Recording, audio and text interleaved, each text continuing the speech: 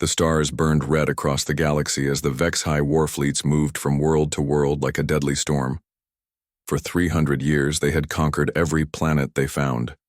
No one could stop them. No one had even tried to fight back after the first few battles. War Master Kethrix stood on the bridge of his massive warship, looking out at another dying planet through the dark windows. His body was part living creature and part machine, with metal plates covering his insect-like skin and glowing wires running through his arms. His compound eyes could see in many different colors, and right now they were watching the beautiful blue and green world of Zilan turn into a burning ball of fire and smoke. The Zilani people had been artists and teachers. They created beautiful music that could make other aliens cry with joy. They built cities that looked like growing flowers made of crystal and light. They never hurt anyone and spent their time learning about the universe and making it more beautiful. Now they were all dead. "Another weak species falls to our power," said his second-in-command, clicking his sharp teeth together with pleasure. "The Zilani lasted only 6 hours after we arrived. They barely tried to fight us." Kethrix nodded slowly. It was always the same story.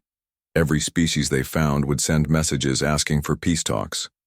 They would offer to share their technology or give up their best planets. Some would try to hide. A few would fight with small weapons that could not even scratch Vex-High armor. Then they would all die. The Vex-High had special technology that mixed living tissue with machines. Their weapons were alive and could heal themselves. Their armor could adapt to any attack. Their ships could grow new parts when damaged. After millions of years of evolution and war, they had become the perfect killing machines. "How many worlds have we taken now?" Kethrix asked, though he already knew the answer. 317, War Master, plus 42 space stations and mining colonies. 317 civilizations that had built cities, created art, raised families, and dreamed of the future. All gone now, turned into fuel for the Vex-High war machine. Their bodies became part of new biomechanical weapons. Their knowledge was stored in Vex-High computers. Their worlds were stripped bare and left as empty rocks floating in space. Kethrix felt no guilt about this.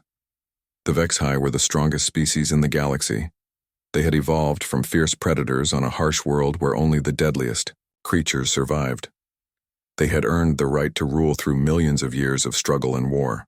Every other species they met was weak and soft, living easy lives on gentle worlds with plenty of food and no real dangers. Such weakness deserved to be eliminated. "Sir, we are receiving the final reports from the surface teams," another officer announced. "All major cities have been destroyed. The population has been reduced to 0. Genetic samples and technology have been collected and stored." "Good. Begin mining operations and prepare to move to the next system." Kethrix turned away from the dead world. "What is our next target?" His officer checked the star maps. "Long-range scouts report a promising cluster of systems in Sector 7. Several planets with complex life forms and radio signals." "Excellent, we will finish here and move on." But as the Vex-High prepared to leave the ruins of Zilan, one small ship managed to escape from the burning planet. It was badly damaged and barely able to fly, carrying the last few hundred Zilani survivors. The ship's captain, dying from terrible wounds, managed to send out a desperate message before the communication system failed. The message traveled through space for weeks, bouncing from one relay station to another, reaching out to any civilization that might be listening. It carried images of the Vex-High attack, recordings of their terrible weapons, and a warning about the unstoppable force that was destroying everything in its path. Most of the species that received the message had already heard rumors about the Vex-High. They were too scared to help or too weak to fight. They deleted the message and hoped the monsters would never find their worlds. But in a quiet corner of the galaxy, on a small blue planet called Earth, some humans picked up the signal. They saw the burning cities and the terrible biomechanical warriors. They watched the footage of an entire civilization being wiped out in a single day, and instead of feeling fear or despair, they felt something else entirely. They felt angry. The Vex-High had conquered 300 worlds without ever meeting real resistance. They believed they were the galaxy's ultimate predators, evolved to rule over all other forms of life. They had never met humans before. Lieutenant Kim Dae-ho was working the night shift at the Deep Space Communications Center when the strange signal came through. He had been monitoring radio waves from distant stars for 3 years, and most nights were quiet and boring. Tonight was different. The signal was weak and broken, but it was definitely not natural. Someone or something was trying to send a message across the galaxy. Kim adjusted his equipment and started recording everything. As the signal became clearer, he realized he was looking at something impossible. It was a video message from aliens. The creatures on the screen looked like tall, thin people with blue skin and large, dark eyes. They were running and screaming, in terror as massive dark shapes moved through their burning cities. Kim watched in horror as enormous biomechanical monsters, part insect and part machine, destroyed everything in their path. "Admiral Park, you need to come here right now," Kim called his commanding officer, his hands shaking as he saved the recording. Admiral Park Sung-min arrived 20 minutes later, still wearing his sleeping clothes. He was a serious man who had spent 30 years in the Earth Defense Force, but nothing had prepared him for what he saw on Kim's computer screen. The alien message showed entire planets burning. Cities that had taken thousands of years to build were destroyed in hours. Billions of peaceful beings were killed by creatures that seemed to enjoy causing pain and death. At the end of the message, one of the dying aliens looked directly into the camera and spoke in a language that Earth's computers had never heard before. "Can we translate this?" Park asked. "The computer is trying, sir. It's finding patterns in their language." Kim typed commands into his system. "Sir, I think they're trying to warn us about something." When the translation finally came through, the message was simple and terrifying. "They are coming. The Vexhai destroy everything. Run, hide, nothing can stop them." Park immediately called President Lee and the leaders of every major nation on Earth. Within 6 hours, representatives from around the world were gathered in an emergency meeting. The alien message played on screens in front of shocked world leaders who had spent their whole lives believing that humans were alone in the universe. "How do we know this is real?" asked the president of Russia. "This could be some kind of trick." Dr. Cho Min-ah, Earth's leading expert on space communication, stood up to answer. "The signal came from a star system 400 light-years away. The technology needed to fake this doesn't exist on Earth. The physics of the transmission, the radiation patterns, the way the signal degraded over distance, everything proves this is genuine." "So there are aliens out there," said President Lee quietly. "And something is killing them all." General Yang Tai-wook, the head of Earth's military forces, studied the images of the Vexhai warriors. "Look at their technology: biomechanical integration, adaptive armor, weapons that seem to be alive. If they're heading in our direction, we need to prepare for war." "War against creatures like that?" The president of Brazil looked pale. "How can we fight something that has destroyed hundreds of civilizations?" "We fight because we have no choice," Park said firmly. "Every other species in that message tried to surrender or hide. It didn't save them. If these Vexhai are coming to Earth, we need to be ready." Over the next few weeks, Earth changed completely. Military factories that had been making cars and computers started building weapons and armor. Scientists worked day and night to understand Vexhai technology from the pieces of wreckage shown in the alien message. Every nation on Earth shared their best technology and their best soldiers. Dr. Cho made the most important discovery. "The Vexhai use biomechanical systems," she explained to the military leaders. "Their weapons and armor are part machine, part living tissue. That might be their weakness. Living things can get sick. Living things can die." 3 months after the first message, Lieutenant Kim picked up another signal. This one was much stronger and much closer. His blood turned cold as he realized what he was seeing. Vexhai ships were entering Earth's solar system. "They're here," he whispered into his communication device. 5 large ships approaching from the direction of Mars. They'll reach Earth in 12 hours. The Vexhai had found Earth faster than anyone expected. They came expecting another easy victory, another weak species to add to their collection of conquered worlds. Captain Yoon Jisoo was commanding the first human ship to make contact with the aliens. She watched through her telescope as the massive Vexhai vessel approached.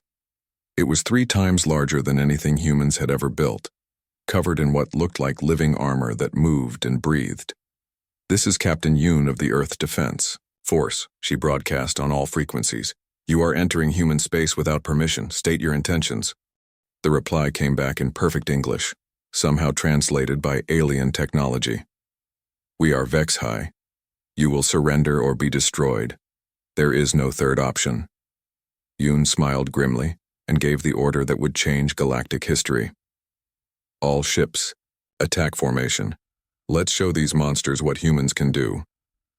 War Master Kethrix arrived at Earth with the largest fleet he had assembled in 50 years.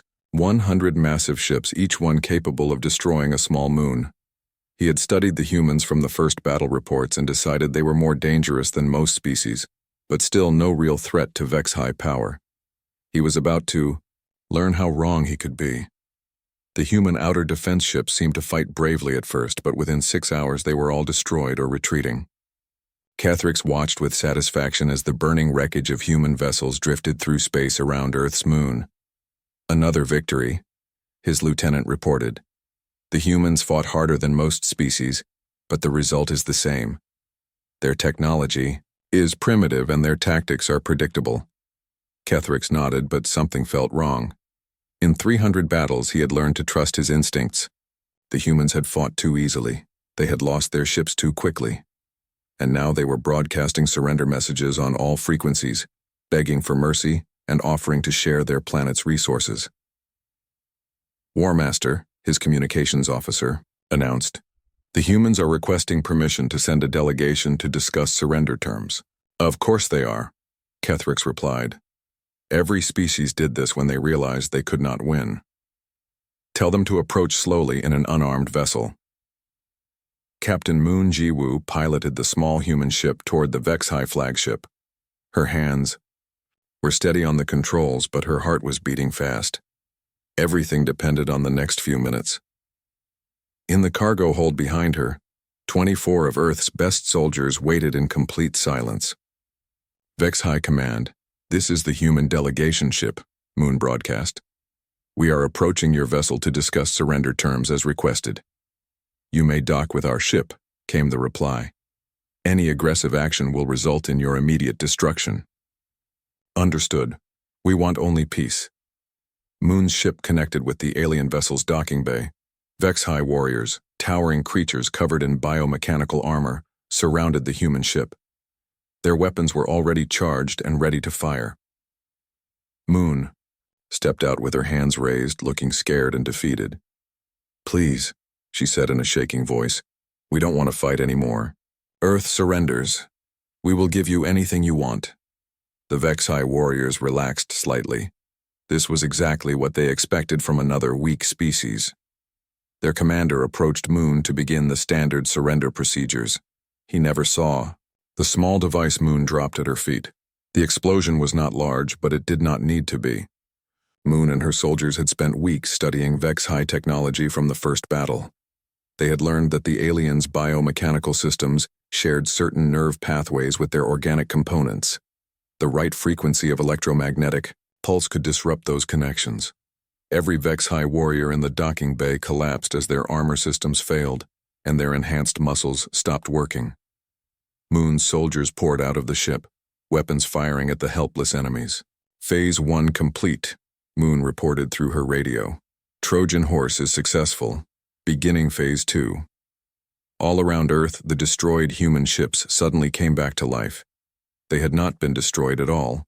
Human engineers had designed special systems that could shut down all power and make their vessels look like dead wreckage. Now those ships reactivated their engines and weapons, attacking the Vex-High fleet from positions the aliens had never expected.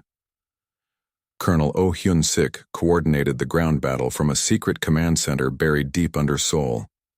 On his screens, he watched Vex-High landing ships approaching major cities around the world.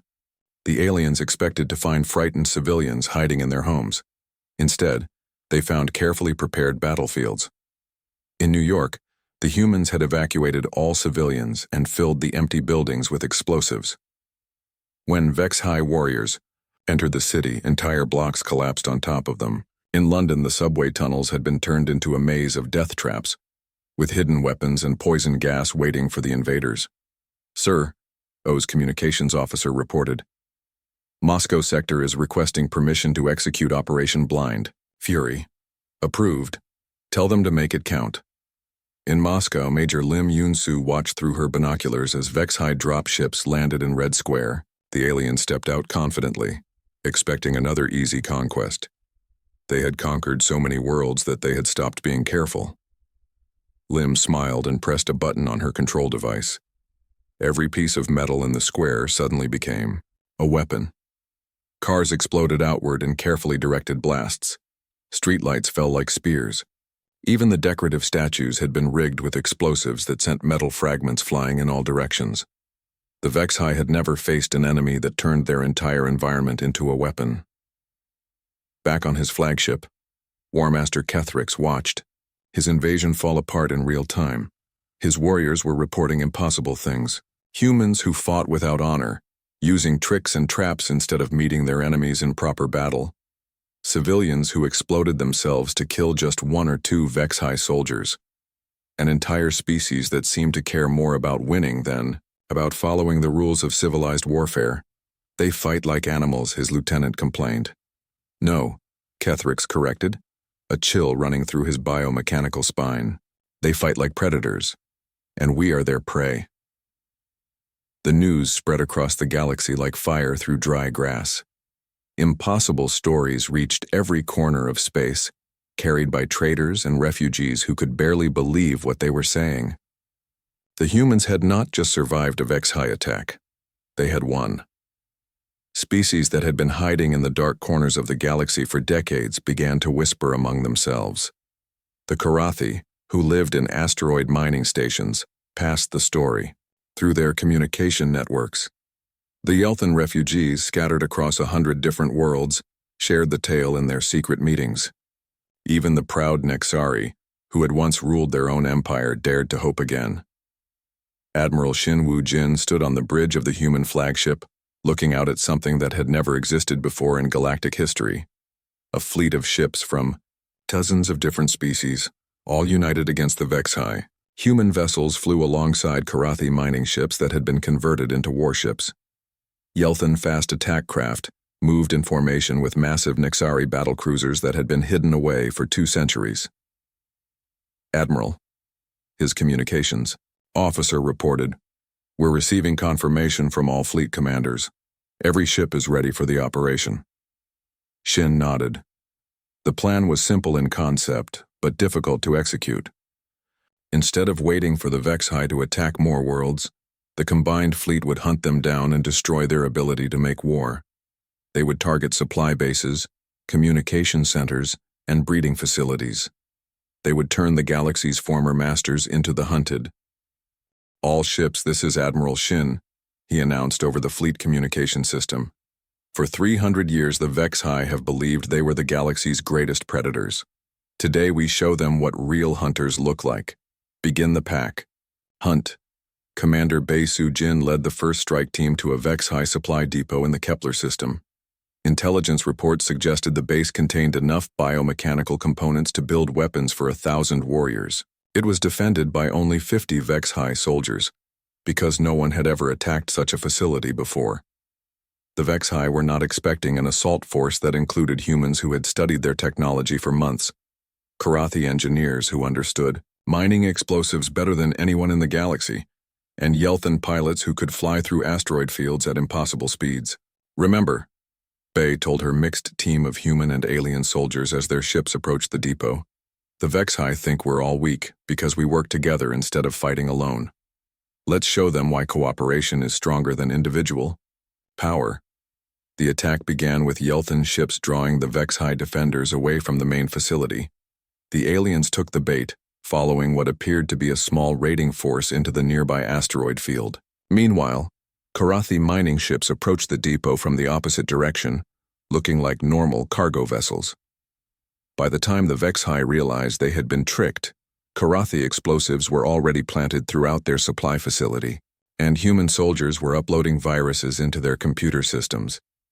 The entire base disappeared in a massive explosion, that could be seen from 3 star systems away. Engineer Lim Yoon-soo was working on an even more ambitious project. She had been studying captured Vex-High biomechanical technology and had discovered something important. The living components of their weapons and armor all shared similar genetic patterns. If she could create the right kind of virus, it might be possible to infect their entire technological system. The beauty of biomechanical integration, she explained to her research team, is that it makes their technology incredibly adaptable and self-repairing. But it also means that biological weapons can affect their machines, just like they affect living creatures. Working with Nixari bioscientists and Karathi genetic engineers, Lim developed what they called the Grey Death, a virus that attacked the organic components of Vex-High technology while leaving everything else untouched.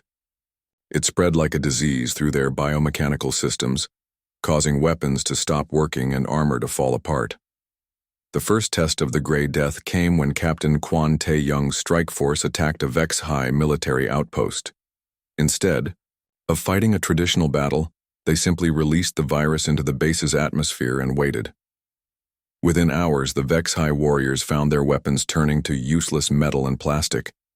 Their armor became dead weight that they could not remove. Their ships lost power as the living components of their engines died. The most feared military force in the galaxy was reduced to confused insects trapped in broken machinery. News of these victories reached every corner of space. For the first time in 3 centuries, Vex-High colonies began to fall. Their empire started to crack as panic spread through their forces. Warriors who had never known defeat suddenly found themselves running from battles, abandoning positions, and sending desperate messages asking for reinforcements that would never come. War Master Kethrix received the reports from his throne room on the Vex-High homeworld. Each message brought worse news. Supply lines cut, military bases destroyed, entire fleets wiped out by coordinated attacks from species that were supposed to be extinct or enslaved. "How is this possible?" he demanded. "We are the strongest. We are the evolved ones. How can these weak creatures defeat us?" His advisor, an ancient Vex-High who had lived through the early days of their empire, gave him an answer that chilled his biomechanical heart. "Perhaps, War Master, we were never as strong as we believed. Perhaps we only seemed powerful because we had never faced a real predator before." The final battle began above Vex Mora, the home world of the Vex-High Empire. For 300 years, no enemy had ever reached this sacred planet. Now the skies above it burned with the light of 1,000 ships locked in desperate combat. War Master Kethrix commanded the last great fleet of his people from his massive flagship. Around him floated the remnants of an empire that had once controlled half the galaxy. 300 Vex-High warships, each one a masterpiece of biomechanical engineering, prepared to make their final stand. Facing them was something that should not have existed, a united fleet of species that the Vex-High had tried to destroy. Human ships flew alongside vessels from 50 different civilizations, all working together with a coordination that the Vex-High could not understand. General Park Hye-jin stood on the bridge of the human command ship, watching the enemy formation through the main display screen. She had spent her entire military career preparing for battles against other humans. Nothing in her training had prepared her for this moment, but she understood something that the Vex-High did not. War was not about individual strength. It was about working together to overcome any challenge. "All fleet commanders, this is General Park," she announced over the communication system. "Execute attack pattern Delta 7. Remember, we are not just fighting for our own worlds today. We are fighting for every species that the Vex-High have destroyed, and for every civilization they will never get the chance to destroy." The battle began with a move that the Vex-High had never seen before. Instead of attacking in organized lines like civilized warriors, the Allied fleet broke apart into hundreds of small groups that attacked from every direction at once. Human fighters worked with Karathi bombers and Yelton interceptors, sharing targeting information and covering each other's weaknesses. Lieutenant Commander Seo Min-ho flew his fighters straight into the heart of the Vex-High formation, dodging biomechanical weapons that could have vaporized his ship. His mission was simple but deadly: plant a virus bomb in the enemy flagship's computer core. "This is Seo," he reported over the radio as enemy fire exploded around his small ship.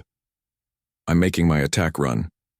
If I don't make it back, tell my family I died fighting monsters." "You're going to make it back," replied his wingman, Captain Lee Dobbin, as she destroyed 2 Vex-High fighters that were trying to intercept CO's ship. "We all are." But CO knew the truth. His fighter had taken too much damage. His engines were failing and his weapons were almost empty. He had enough power for one final attack, and he was going to make it count. He crashed his dying ship directly into the Vex-High flagship's hull, punching through the biomechanical armor and releasing Lim Yun-Su's Grey Death virus directly into the ship's central nervous system. Captain Kwon Tae-young led a boarding party through the breach that Seo had created, fighting through corridors filled with dying biomechanical systems. His team of human soldiers and alien volunteers pushed toward the ship's command center. Every step was a battle against Vex-High warriors who fought with the desperation of creatures who knew their empire was ending. "Keep moving," Kwon shouted as his team blasted through another defensive position. "We end this today, or our children will have to finish the job." On the bridge of his flagship, War Master Kethrix felt his ship dying around him. The virus was spreading through every biomechanical system, turning his weapons into useless metal, and his armor into a tomb that he could not escape. Through his failing sensors, he watched his fleet falling apart as human tactics destroyed formations that had conquered hundreds of worlds. For the first time in his long life, Kethrix understood what fear felt like. "How?" he whispered to himself as enemy soldiers fought their way closer to his position. "How did we lose to such weak creatures?" The answer came to him as Captain Kwon's team burst through the final blast door. The humans were not weak. They had never been weak. They were pack hunters, evolved over millions of years to work together against any threat. Every challenge had made them stronger. Every war had taught them new ways to fight. The Vex-High had conquered the galaxy by being individually superior to every other species they met. But humans were not individuals in battle. They were part of something larger. A pack, a tribe, a species that had learned to turn every weakness into strength through cooperation. As his ship exploded around him, Kethrix managed to send one final message to the surviving Vex-High scattered across the galaxy. "Do not fight the humans. They are not prey. They are the hunters, and we were never the apex predators we believed ourselves to be." The Vex-High Empire died that day above their home world. The survivors fled to the darkest corners of space, carrying whispered warnings about the new rulers of the galaxy, a species that looked at the universe's greatest terror and asked only one question: "Is that all you've got?" The galaxy was free, and everyone knew who had freed it. Humanity had proven that the strongest predator was not the one with the sharpest teeth or the thickest armor. It was the one that never hunted alone.